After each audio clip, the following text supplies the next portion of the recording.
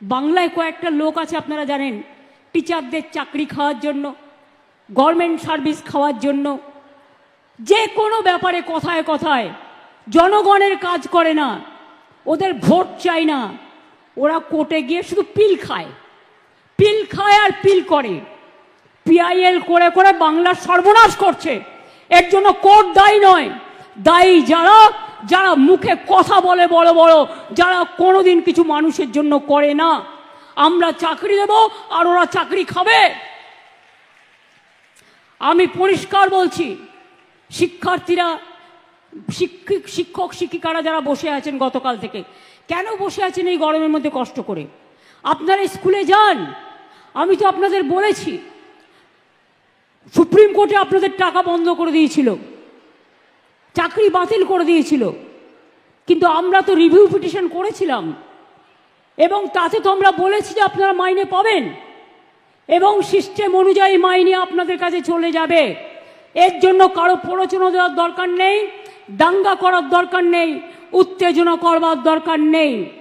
আর group CD যেটা বাতিল হয়েছে, আমাদের আইনজীবীদের সাথে পরামর্শ করতে দিন।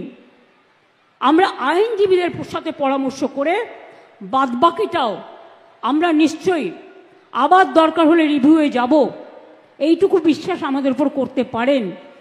যারা আপনাদের চাকরি খেয়েছে তাদের উপর ভরসা করবেন না, যারা চাকরি ফিরিয়ে দিয়েছে তাদের উপর ভরসা করুন, আর যারা আগামী দিনও ফিরিয়ে দিতে পারে তাদের উপর ভরসা করুন। আইন আমাদের মানতে হয়, আইন মেনে চলতে হয়, আবার আইনে মনে রাখবেন আইনও যেমন আছে, আইন আবার পথও খুলে দেয়। সুতরাং আপনাদের চিন্তা করার কোনো কারণ নেই। আমি তো নিশ্চয়ই চাইব না আমার রাজ্যে বেকার বাড়ুক। আবার দেখছি হাইকোর্টে একটা কেস করে বসে আছে, 35,000 প্রাথমিক শিক্ষককে ছাঁটাই করতে হবে। এরা কারা? এরা কারা? আমি জিজ্ঞেস করতে চাই, যারা একদিন আমাদের মন্ত্রিসভায় থেকে, তারাও কম লক্ষ্যে টাকা দেয়নি, এই চাকরি দেয়নি,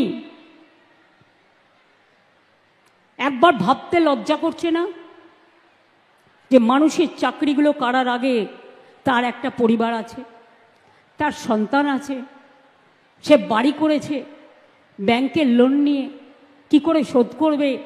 একবার চিন্তা করে দেখবেন না? রাজনীতি করতে গেলে শুধু দানবিক মুখ, মানবিক মুখটা কোথায় যাবে? মানবিক মুখের আজকে সবচেয়ে বেশি প্রয়োজন। আর শিক্ষক শিক্ষিকারা আমি বলি, আপনারা নিশ্চিন্তে স্কুলে গিয়ে ক্লাস করুন, আপনাদের মাইনে নিয়ে ভাবতে হবে না। আইনের মধ্যে থেকেই রাজ্য সরকার আপনাদের কাজ করে দেবে। আপনি এ না বি এটা কোর্ট ঠিক করবে, আমরা নই। কিন্তু আপনাদের মনে রাখতে হবে, যে যেখানে চাকরি করছেন চাকরিতে ফিরে যান। টাকা কিন্তু ওই যারা আপনাদের ওস্কাচ্ছে তারা দেবে না, মাইনে কিন্তু গভর্নমেন্ট দেবে। আমি গতকাল সন্ধ্যে থেকে কমপক্ষে 10 বার ফোনে কথা বলেছি। আমি কলকাতায় থাকলে হয়তো 1 সেকেন্ডে মিটিয়ে দিতে পারতাম, কিন্তু যেহেতু আমি মিদনাপুরে আছি, আমি রাত 12টা পর্যন্ত কথা বলেও দেখছি কেউ কেউ রিজিড আছে যে টেন্টেড আনটেন্টেড লিস্ট বের করতে হবে। আরে আপনার কি যায় আসে? কেন অন্যদের কথায় পা দিচ্ছেন? টেন্টেড কি আনটেন্টেড কি আপনার দেখার তো প্রয়োজন নেই। ওটা দেখার জন্য রাজ্য সরকার আছে, কোর্ট আছে। আমরা এভিডেন্স নেব, আমরা কোর্টের কি বলা হয়েছে দেখব। এটা আপনার তো লিস্টের দরকার নেই। আপনি চাকরি করেন, আপনার চাকরিটা আছে কিনা দেখার দরকার, আপনি ঠিকমতো মাইনে পাচ্ছেন কিনা সেটা আপনার দেখার দরকার। অন্যটা আপনার দেখার দরকার নেই, ওটা আমাদের ওপরে ছেড়ে দিন। মনে রাখবেন, ইউপিতে 69,000 লোকের চাকরি গেছিল বিজেপি সরকার থাকাকালীন, কেউ ফিরে পায়নি। আমি তো আপনাদের বলছি আপনারা ফিরে পাবেন। আমরাই তো আপনাদের কোর্টে গিয়ে আপনাদের হয়ে ফাইট করে অ্যালাউ করেছি। ত্রিপুরায় 10,000 লোকের চাকরি চলে গিয়েছিল, কোর্ট বাতিল করে দিয়েছিল।